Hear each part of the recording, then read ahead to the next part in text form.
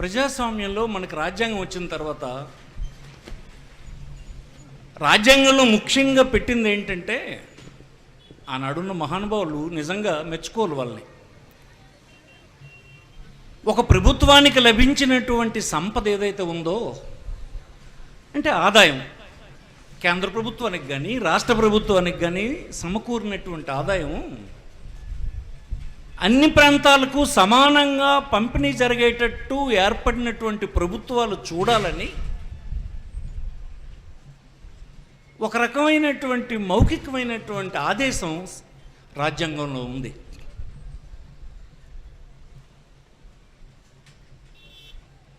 అయితే ప్రజలు అనుకున్నటువంటి ప్రభుత్వాలు ఏర్పడిన తర్వాత చిత్తశుద్ధి లేనటువంటి ప్రభుత్వాలు కొన్ని మనలాంటి నోరు లేని ప్రాంతాలకు అన్యాయం చేస్తూనే వచ్చారు.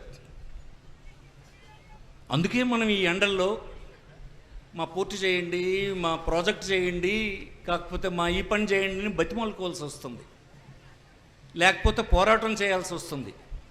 మేము అడుగుతామంటే మేము అక్కడికి వెళ్ళలేము అని బెదిరిస్తున్నారు. ఇవన్నీ ఎందుకు వచ్చినాయంటే ఆ రాజ్యాంగంలో ఉన్నటువంటి మాటని అనుసరించి పనిచేసే ప్రభుత్వాలు లేవు. మన జిల్లాలో ఏమైంది? ఇప్పుడే మాట్లాడాడు, రవి మాట్లాడాడు, చెప్పాడు. అంతకుముందు అప్పలరాజు మాట్లాడాడు, పెద్దలందరూ మాట్లాడారు, చెప్పారు అన్ని విషయాలు. కొన్ని ముఖ్యమైనటువంటి కార్యక్రమాలు ఒక లిస్ట్ కింద చెప్పారు. ఇవన్నీ కూడా రాజశేఖర రెడ్డి గారు, జగన్మోహన్ రెడ్డి గారు వీరి హయాంలోనే జరిగినాయి. జగన్మోహన్ రెడ్డి కూడా 5 సంవత్సరాలే, రాజశేఖర రెడ్డి గారు కూడా 5 సంవత్సరాలే పరిపాలన చేసింది. కానీ ఇది వెనుకబడిన ప్రాంతం. ఇక్కడ ఉన్నటువంటి వారందరూ ఇతర ప్రాంతాలకు వలస వెళ్ళిపోతుంటారు తల్లిదండ్రులను వదిలేసి. వారి గోచిగుడ్డలు తప్ప ఏం లేవు. ఈ అన్యాయమైన పరిస్థితులను మరి సరిదిద్దాలి అని చెప్పి వారు ఇచ్చినటువంటి కార్యక్రమాలు ఇవి. మరి ఇదే సందర్భంలో అనేక సార్లు ఏర్పడినటువంటి తెలుగుదేశం ప్రభుత్వం ఉంది. ఎందుకు మీకు ఆలోచన కలగడం లేదు? ఏం కారణం చేత? మీకేం తక్కువ చేయలేదే ఈ జిల్లా ప్రజలు ఎవరు కూడా? అనేక సార్లు అన్ని సీట్లు గెలిపించి అధికారం మీకు ఇచ్చారే. మరి ఇంతమందిలో అడుగుతున్నాం, తెలుగుదేశం పార్టీ ప్రభుత్వం ఈ 40 సంవత్సరాల్లో వాళ్ళ అధికారంలో ఉన్నటువంటి 25 సంవత్సరాల్లో ఎప్పుడైనా శాశ్వతమైంది ఈ జిల్లాకు ఒక్కటైనా చేశారంటే ఎవ్వరూ చెప్పలేకపోతున్నారు. రామ్మోహన్ నాయుడు గారిని కూడా అడుగుతున్నాను నేను. పోనీ ఇప్పుడు నువ్వు కేంద్ర మంత్రి అయ్యారు, చాలా సంతోషం, నువ్వు చెప్పు. పోనీ జగన్మోహన్ రెడ్డి మోసగించడానికే పోర్టు శంకుస్థాపన చేశాడు, నువ్వు మోసగించకుండా చేసిందేంటో చెప్పండి. మీ అందరూ మీ 40 సంవత్సరాల కాలంలోన 25 సంవత్సరాలు మీరు ఉన్నారు కదా, 25 సంవత్సరాల్లో మీరు చేసింది ఏదైనా చూపించగలరా? జిల్లాలో చూపించగలరా? ఏమై మౌనంగా ఉన్న వాళ్ళందరూ చూపించగలమని అనుకుంటారా? చూపించగలరా? కొన్ని వేల మంది చూపించలేరని చెప్తున్నారే సాక్ష్యం. మీకు ఎందుకు ఇది పట్టడం లేదని అడుగుతున్నాను నేను. పోనీ వాళ్ళు ఇచ్చినటువంటి కార్యక్రమాలైనా నిర్లక్ష్యం. మీరు మూలపేట పోర్టు ఏమనుకుంటున్నారు? ఇదేమైనా చంద్రబాబు ప్రభుత్వం ఇప్పుడు బడ్జెట్లో డబ్బు ఇవ్వాలా? మనకి అక్కర్లేదు. డబ్బు ఇచ్చేటువంటి ఇదేం లేదు దీంట్లో. దీనికి కావలసినటువంటి డబ్బుని ప్రభుత్వం మనం ఉన్నప్పుడే అప్పు తీసుకుని ప్రభుత్వ గ్యారంటీ ఇచ్చి ప్రభుత్వమే డెవలప్ చేయడానికి ఈ పోర్టుకు మనం అంగీకరించి అప్పుడు శంకుస్థాపన చేసాం. ఒక ముఖ్యమంత్రి శంకుస్థాపన చేస్తే అన్ని అనుమతులు వచ్చిన తర్వాతే చేస్తారు. మరి ఇది పూర్తి అయిపోయి వచ్చింది. ఒక బెర్త్ సుమారుగా అయిపోయిన సమయంలోనే ప్రభుత్వం కాలం అయిపోయింది, వెళ్ళిపోయినాం. ఇప్పుడేం మీరు బడ్జెట్లో ఒక నయా పైసా పెట్టక్కర్లేదు కదా. 2 సంవత్సరాలు పూర్తి అయిపోయింది. మీరెవరు? ఇన్నిసార్లు మీకు గెలిపించి అధికారం ఇచ్చినా ఈ ప్రజలకు మీరేమి చేయరు. పోనీ చేసినటువంటి ప్రాజెక్టులు కంప్లీట్ చేయరు. ఏమిటి అన్యాయం అని అడుగుతున్నాం. దీనికి పరిష్కారం ఏంటి? ప్రజాస్వామ్యంలో ఏంటి పరిష్కారం ఉంటుంది చెప్పండి? అంటే మనలోనే తప్పు ఉంది. పూర్వమే పత్రికల్లో వచ్చినటువంటి హెడ్డింగులు చూసి వాళ్ళకు అనుకూలంగా పనిచేస్తున్నటువంటి పత్రికలు పెట్టినటువంటి హెడ్డింగులు చూసి అలా మోసపోతున్నాం. ఏమి చేయలేదు వాళ్ళు. దీనికి పరిష్కారం ఒక్కటే ఉందని మీకు మనవి చేస్తున్నాం. ఎన్నడైతే శ్రీకాకుళం జిల్లాలో ఉండే అన్ని సీట్లలో టీడీపీ వాళ్ళకి తరిమి తరిమి కొట్టే రోజు ఈ జిల్లా ప్రజల నుంచి వస్తుందో ఆ రోజు మాత్రమే భయపడి చేస్తారని మీకు మనం చేస్తున్నాం. మామూలు చేయరు. ఆయన ఎప్పుడు వస్తున్నాడు, చంద్రబాబు వచ్చినప్పుడు మాటలు చెప్తున్నా చూడండి, ఈ జిల్లా చాలా అభివృద్ధి చెందిపోయింది, అభివృద్ధి చెందకంటే నాశనం అయిపోయింది. ఇప్పుడు కూడా మొన్నొచ్చి కూడా మాటలు చెప్పాడు. మరి ఎవరు జరగకపోవడానికి ఎవరు కారకులు? నువ్వే కదా 20 సంవత్సరాలు ముఖ్యమంత్రిగా ఉన్నావు. నీకు అన్ని సీట్లు గెలిపించి ఇచ్చాం కదా, చేయకపోతే నువ్వే కదా బాధ్యుడు. దీని మనం ఇక్కడ ప్రతిజ్ఞ చేయాల్సింది ఏంటంటే, మీ ద్వారా ఈ జిల్లాలో ఉండేటువంటి యువకులకి, ఈ జిల్లాలో ఉండేటువంటి విజ్ఞులైనటువంటి విజ్ఞానవంతులైనటువంటి కర్షకులైనటువంటి కార్మికులైనటువంటి మత్స్యకారులైనటువంటి అందరికీ నేను విజ్ఞప్తి చేసేది ఏంటంటే, మనం వీళ్ళు ఊరుకుంటే కాదు, మనం ఓడించి బెదిరించి చేయించుకోవాల్సినటువంటి అవసరం ఉంది. మనం చేస్తున్నాం. ఎవరైతే మనకు చేయరో వాళ్ళని ఓడించేటువంటి పని ఒక్కటే ప్రజాస్వామ్యంలో ప్రజల ముందు ఉన్నటువంటి అస్త్రమని మీకు మనం చేస్తుంది. ఈనాడు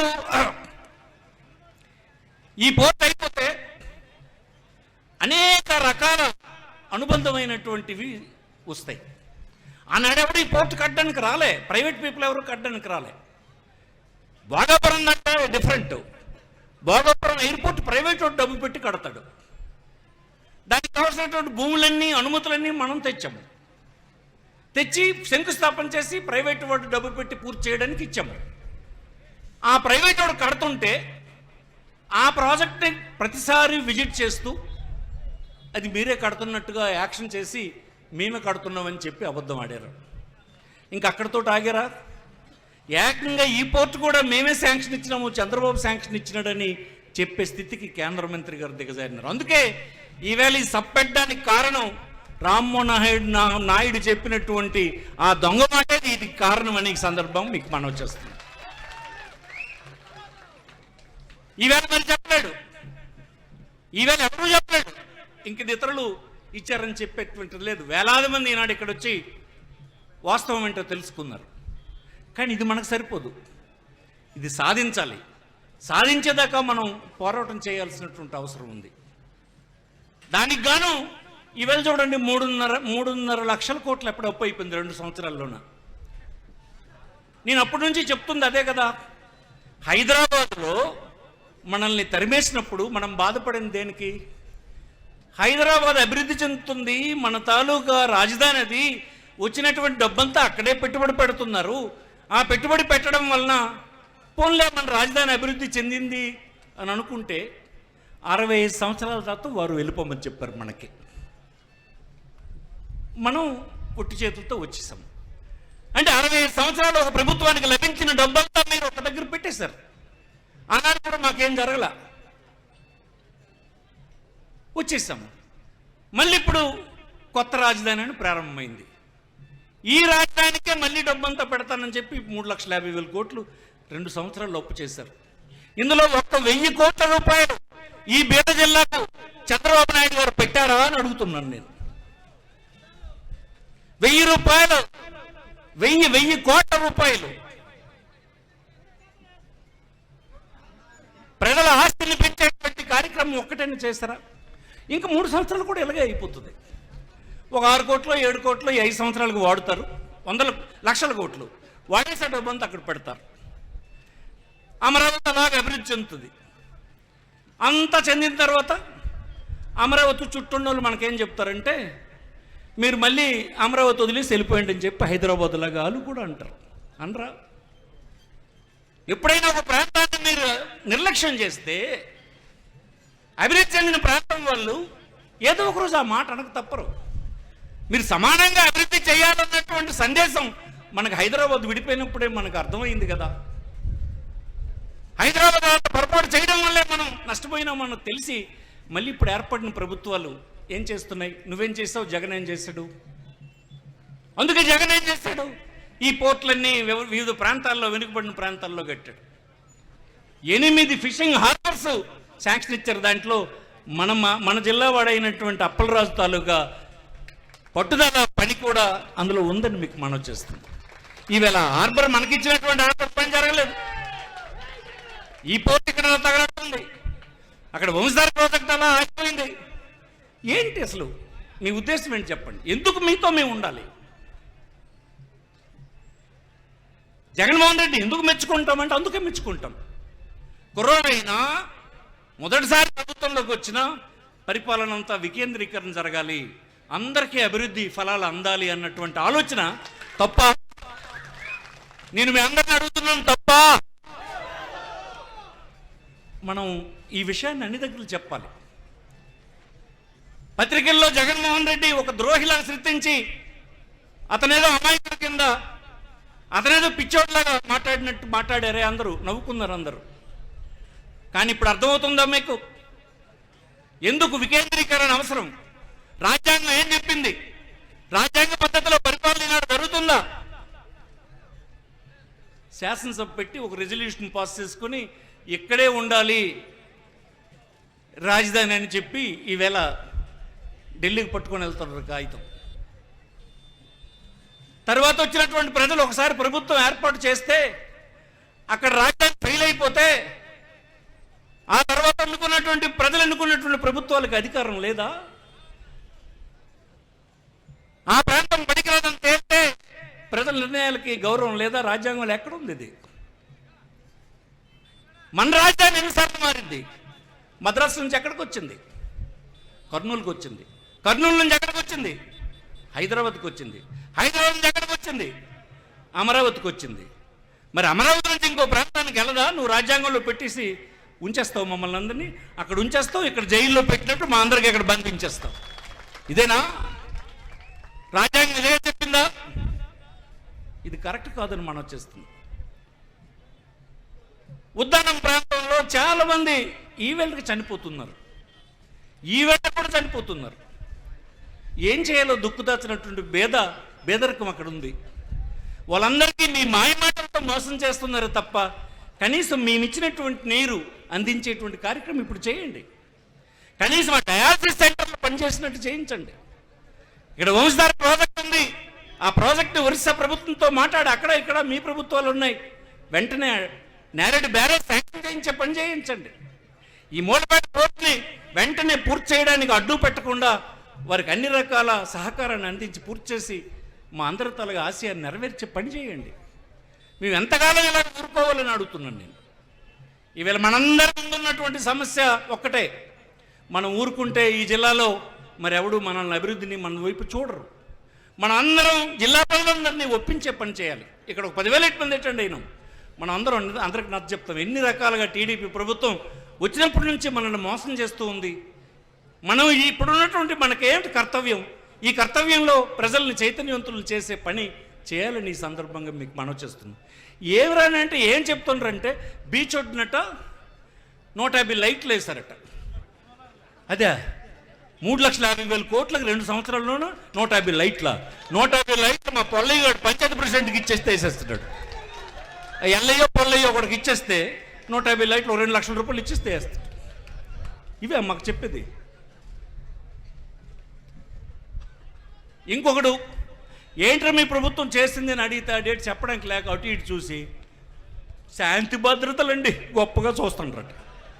ఎప్పుడు శాంతి భద్రతలు ఇక్కడ చెడిపోయినాయి? ఎక్కడ శాంతి భద్రతలు చెడిపోయినాయి? మీరు చూస్తాండ్రా, శాసనసభ్యులే రాక్షసుల్లాగా దాడి చేసినటువంటి పరిస్థితి చూస్తున్నాం. ఆఖరికి ఇంకా నా నోటంబడి చెప్పలేనటువంటి వ్యక్తులు దుర్మార్గాలు చేస్తుంటే సిగ్గేస్తుంది.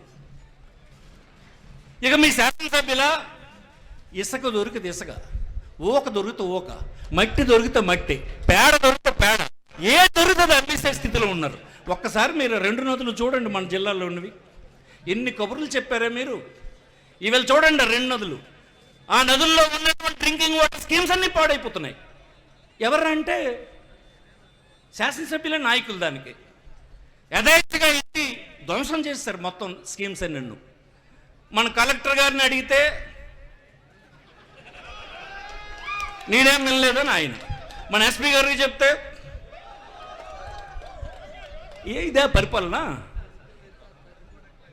స్వచ్ఛందంగా ఒక అధికారి రాష్ట్రంలో ఈనాడు తన బాధ్యతలు నిర్వర్తించేటువంటి పరిస్థితి ఉందా చంద్రబాబు? మేము అడుగుతున్నాం, చెప్పు నువ్వు. ఇది నీది గొప్ప పరిపాలన. జగన్మోహన్ రెడ్డిది గొప్ప పరిపాలన కాదు.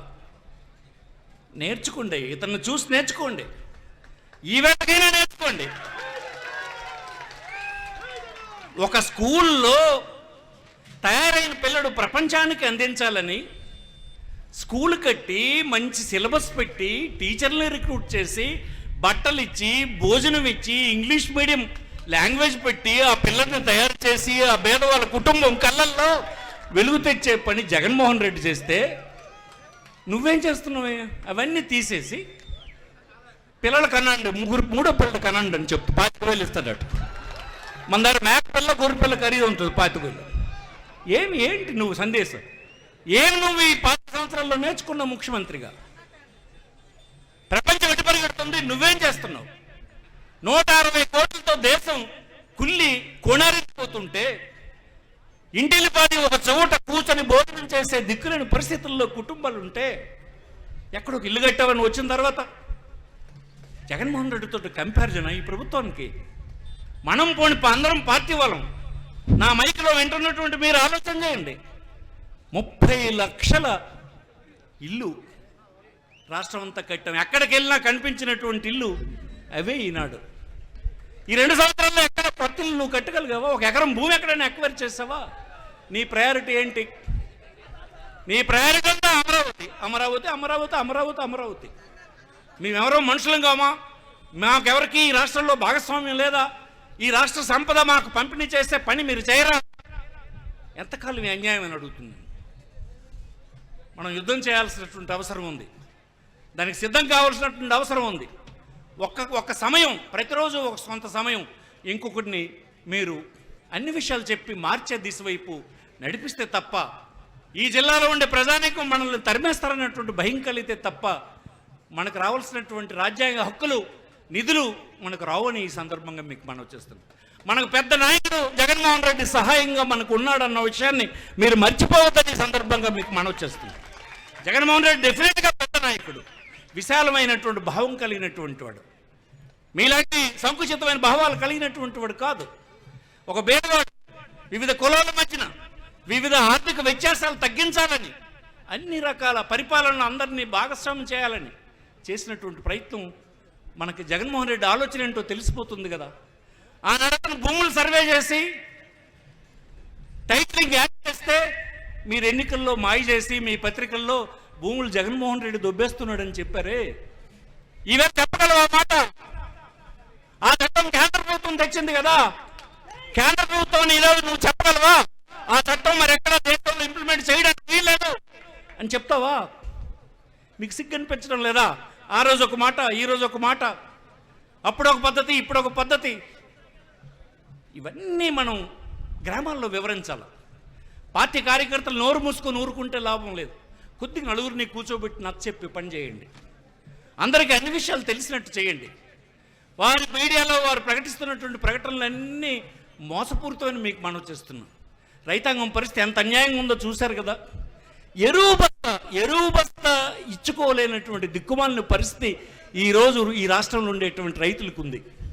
పోనీ తాడు పండించినటువంటి పంట ఈవేళ జొన్న గింజలు 2,400 రూపాయలు మినిమం సపోర్ట్ ప్రైస్ ఉంటే కనీసం 1,600లకు కూడా కొనేటువంటి దిక్కులేని పరిస్థితి ఉంటే, ఎకరానికి 40 బస్తాలు పండితే బస్తాకి 800 రూపాయలు పోతూ ఉంటే 32,000 రూపాయలు ఒక ఎకరం పండించినటువంటి రైతుకు నష్టం జరుగుతుంటే కిమ్ అనుకుంటా చంద్రబాబు ఊరుకుని ఉన్నాడే. అలాగే మిగతా పంటలు చూడండి, పూర్తిగా రైతాంగం అంతా చిదిగిపోయినారు. ఇతని ప్రభుత్వంలో మళ్ళీ మేలు జరుగుతుందని మనం అనుకోవచ్చా? అంత మాత్రం జరగదు. మనందరం కలిసి యుద్ధం చేయాల్సిందే, మళ్ళీ మన పార్టీ ప్రభుత్వాన్ని తెచ్చుకోవాల్సిందే. తద్వారా ఇలాంటి మారుమూల ప్రాంతాల ప్రయోజనాల్ని కాపాడడానికి అవకాశం ఉంటుందని ఈ సందర్భంగా మీకు మనవి చేస్తున్నాను. ఒక్కసారి ఒక్క స్లోగన్ మీకు చెప్తాను, మీ అందరి నోటంబడి అనాలని మీకు మనవి చేస్తున్నాను. మనం ఒక ఉద్యమానికి సిద్ధమవుతున్నాం, ఇది ప్రారంభం మాత్రమే. ఉద్యమానికి మనం సిద్ధమవుతున్నప్పుడు మనం నోరు విప్పడానికి ఇక్కడే విప్పకపోతే మరి ఊళ్ళోకి వెళ్ళి టిప్పుతావు నువ్వు. అందుకోసం ఒక స్లోగన్ చెప్తాను, పోర్టు నిర్మాణం పూర్తయ్యేదాకా అని నేను అంటాను. మనమందరం పోరాడదామని మీ అందరూ అనాలి. ఒకవేళ ఎవరైనా నోరెప్పకపోతే వాళ్ళు చికెన్ భోజనంకి మాత్రమే వచ్చినారని భావించాల్సి వస్తుంది. ఇప్తారా? నోరిప్తారా? పోర్టు నిర్మాణం పూర్తయ్యేదాకా జై కాదు, మనందరం పోరాడదాం. పోర్టు నిర్మాణం పూర్తయ్యేదాకా ఈ విధంగా మనం గొంతెత్తు జిల్లా అంతా తిరిగితే వచ్చే ఎన్నికల్లో ఆ నాయుడు లేదు, ఈ నాయుడు లేదు, అవ్వుడు మిగలడరా బాబు. నా మాట వినండి. ఆడేం చేయలేదు, ఎవడేం చేద్దాం, వాళ్ళు ఏం చెప్పుకోలేరు. ఇప్పుడు చంద్రబాబు దగ్గరికి వెళ్ళి వాళ్ళు అడిగే పరిస్థితుల్లో కూడా లేరురా.